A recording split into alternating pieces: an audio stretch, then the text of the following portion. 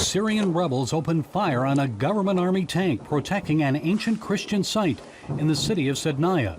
The House of Cherubim Church and Convent are located here, as is this giant Jesus statue. Locals say it's larger than the one in Rio de Janeiro. Christians usually rely on the Syrian army to protect their holy sites. But with the government tank destroyed, they were forced to fight against Islamists, bent on destroying the church and the statue.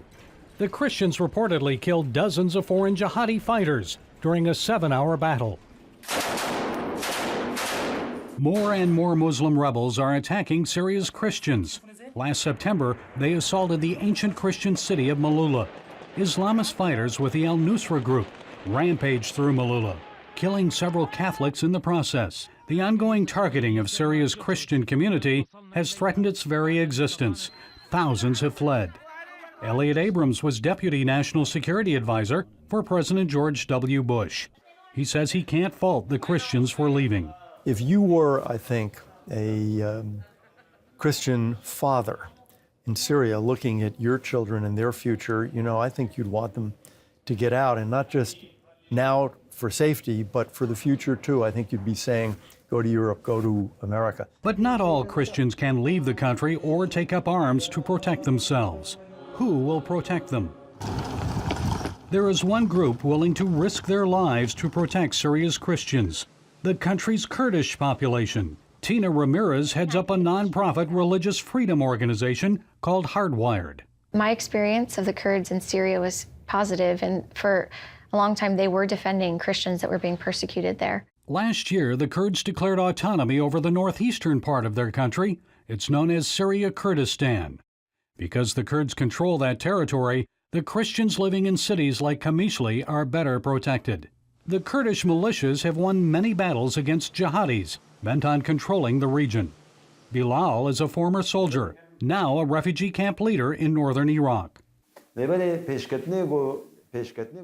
Arabization, to not be controlled by Arabs, to defend our regions.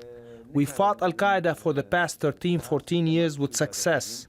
We have killed many Islamists and their leaders in Syria Kurdistan. The same thing happened in Iraq. Iraqi Kurds stood with America, opposing Saddam Hussein and foreign jihadists in the Iraq War.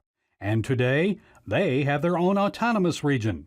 Iraqi Christians who fled persecution in cities like Baghdad and Mosul found a safe haven in the area of northern Iraq called Kurdistan. They're pro-American. Their economy is terrific. They have something of a free market economy. Eventually, the Syrian war will come to an end. And like Iraq, the country may end up divided into zones of influence, including a permanent, autonomous Syrian Kurdistan. A balkanization of the country. It is a balkanization of the country.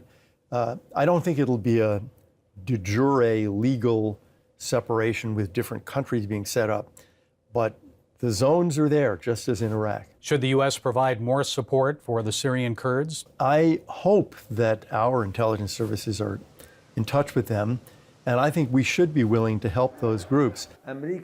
Who stood with America in the Iraq War? If America wants to apply democracy in the Middle East, if America is looking for long-term relationship in the Middle East, if America is looking for nations that will stand with them, it is the Kurds. A secular Muslim force in the Middle East, one that opposes Islamic extremism, is friendly to Americans, and is tolerant of Christians. Gary Lane, CBN News, Erbil, Iraq.